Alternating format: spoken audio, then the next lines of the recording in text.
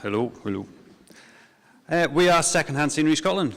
A little bit of basis of where we've come from to set up Secondhand Scenery. My name is Matthew Doolan, this is Simon Cook. We're currently the construction tutors at the Royal Conservatoire of Scotland here in Glasgow, just around the corner. And we've got about 40 years experience of construction theatre sets in various different capacities over the years. From the little small one-man band sort of guy going around doing little small pubs and clubs to the massive theatre sets that go around doing international touring. At the Conservatoire at the moment, we currently produce all sorts of sets, and we throw away around about 5 tons worth of sheet materials at the moment and 4 kilometres of linear materials, which equates to about 20 skips worth of usable materials that are going straight into landfill.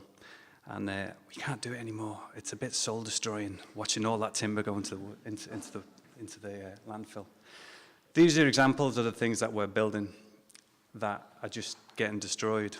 And all these materials, looking at the other things that are getting talked about here, are materials that could be used for various different things. But at the moment, there's no sort of platform where anyone can do, there's no communication.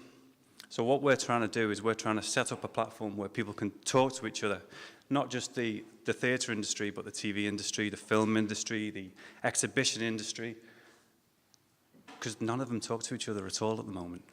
It's quite a sad thing. Like, there's things like this, which are beautiful. Can you imagine that in a school playground or something like that? It'd be a wonderful thing to have, but at the moment, that's sitting in landfill. Sorry, I'll stop taking it away from Simon. Simon's much more versed at these things than I am. Oh, God. I'm also a lot shorter than he is, which is quite a problem.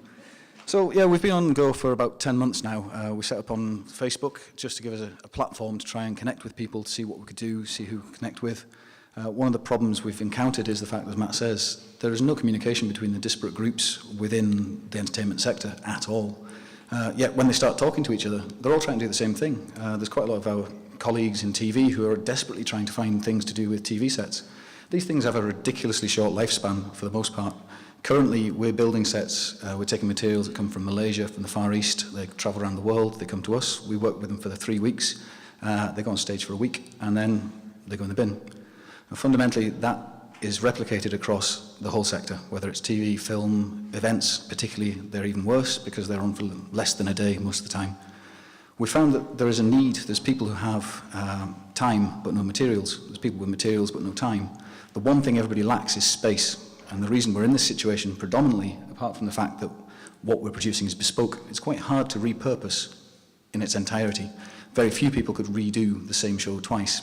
It's recognizable, it has intellectual property rights attached to it.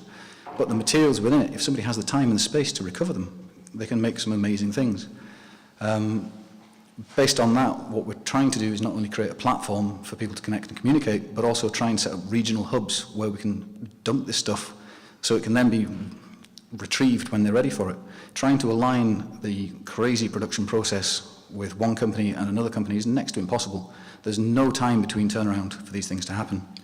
Now, historically, 20 years ago when we started, quite a lot of theatre companies would have a barn, a shed, a storage somewhere, and they would build and reuse as much as they could.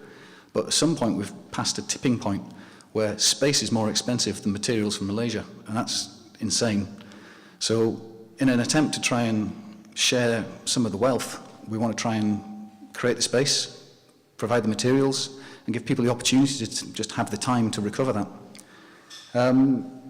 We're probably flying ahead here because neither of us are particularly good public speakers. We're supposed to be behind. Yeah. That's what we do. Behind the scenery with headphones on and making a lot of noise. So we're talking very quickly and we drink a lot of coffee.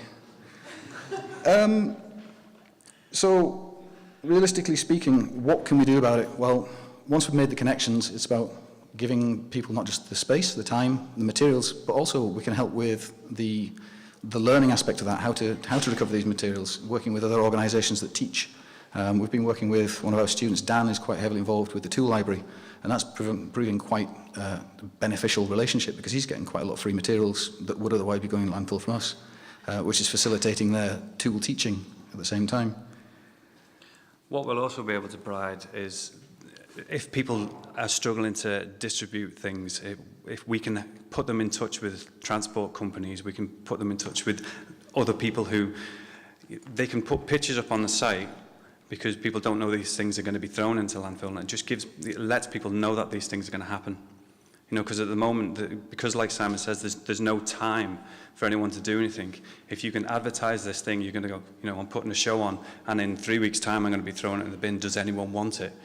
You can just go up and have a look, whereas there's nothing like that at the moment. So we've been going for about 10 months, and we've got a Facebook site, and it's been proven really well. We've got some really great success stories. You know, we've got some schools that have taken flats away. We've got, you know, other small-scale theatre companies that have taken some TV sets away and repurposed them and stuff like that. There's a company called Bullwood that he's letting us use a bit of space, so that we've got a bit of interim storage at the moment, which is the big problem. The storage is the big problem.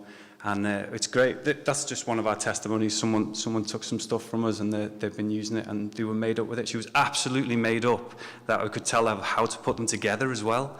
She was like, oh, great, I can make them stand up and instead of just leaning it against the wall, because we gave her some braces. She's like, oh, I didn't think of that. It's fantastic. Well, them knowledgeable things that we have, we can pass to people. There's nowhere to do it at the minute, you know. So just jumping in quickly, because I think we are actually going to run out of time. Surprisingly, where we're at the moment is we're trying to form a community interest company. We're looking for advice on that. We're not really versed in business organisation or anything like that. We're seeking funding. We're looking to find ways, we're looking for partners in regional areas to set up regional depots. We're looking for anybody that can make use of what we have available. And any advice you've got, really, because, like I say, this is quite new for us. And scary. Well done. I think that's us. Thank you very much.